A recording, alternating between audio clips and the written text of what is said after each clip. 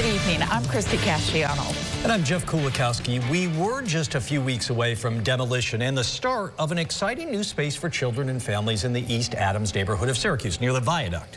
But the Children Rising Center, at the very least, is on hold. Joining us now to talk more about it and what's happening with the project is Blueprint 15 Executive Director Raquan Pride-Green. Raquan, thanks for being here tonight. And thanks for having me. First, if you could just give us a little background on Children Rising and how Blueprint 15 is involved. Yeah, so I came on in Blueprint 15 in August of 2021. And at that time, Blueprint 15 staff, Syracuse Housing Authority, and other partners had done surveys with the residents who live in the neighborhood and asked questions about what it is that they want to see in a neighborhood. And as we all know, regardless of the population or the people, they want things in the neighborhood like better schools for their kids, job opportunities, grocery stores, safe spaces for the teenagers to hang out at and have things to do. And that's how we came up with the Children Rising Center concept. And the Children Rising Center was going to consist of a YMCA, an early learning center, and a children's play space. And those were the things that we felt like we could deliver on as a community hub, and that it would be something for everyone who lived in our neighborhood and our community at large. So Raquan, I'm curious now. Clearly, obviously, we're having you on. We're talking about this project is, if at the very least, paused at this point. How much money was committed to make the project a reality?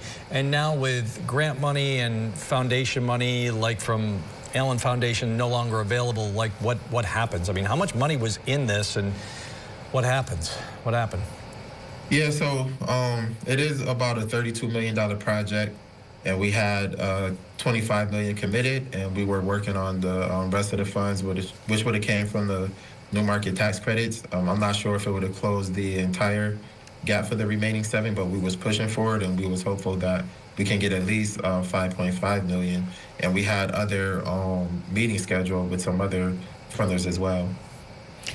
But why is Blueprint 15 no longer able to carry out this project, Raquan?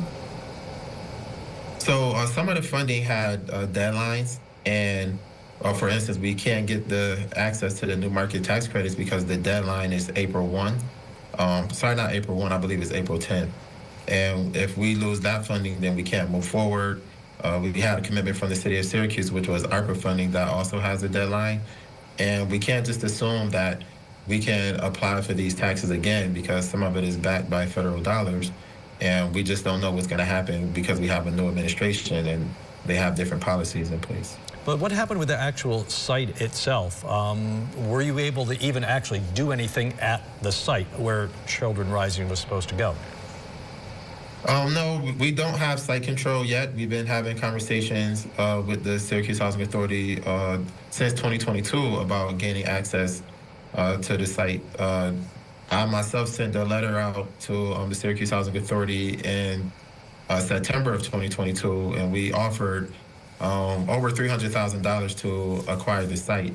And at that time, we didn't get a response, and obviously we didn't get site control. There's been conversations of asking them to sell it to us for $1 because we believe it commiserates community benefit.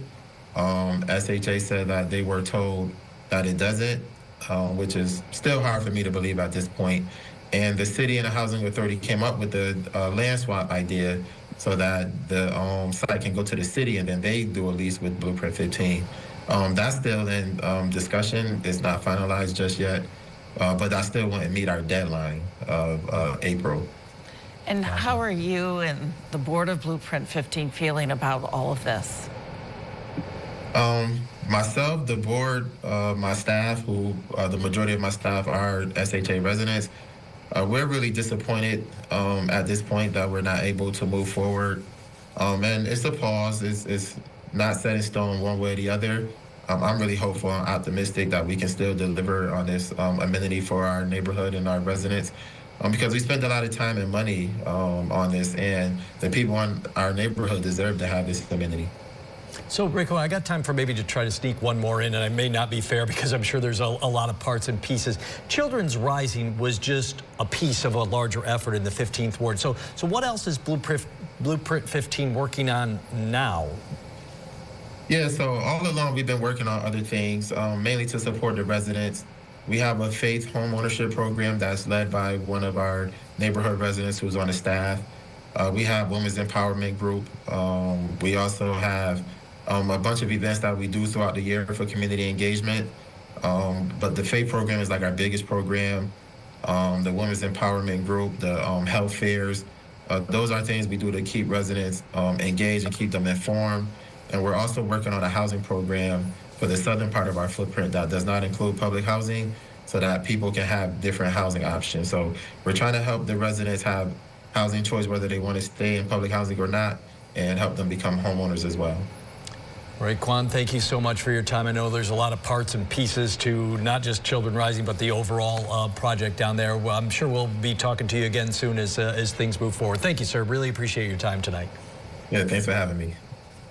So we also want to let you know, we did reach out to the Syracuse Housing Authority and offered them a chance to respond in person. They did decline, but sent along a statement. And it says in part, SHA remains fully committed to the project and is on track to receive HUD approval this year to transfer the Children Rising Center site to the city of Syracuse, ensuring construction can begin. SHA also says it has not missed any deadlines, and any claim otherwise, it says, is incorrect. And quote, SHA hopes that all partners, including Blueprint 15, will continue working together toward the shared vision of revitalizing the neighborhood and improving the lives of its residents.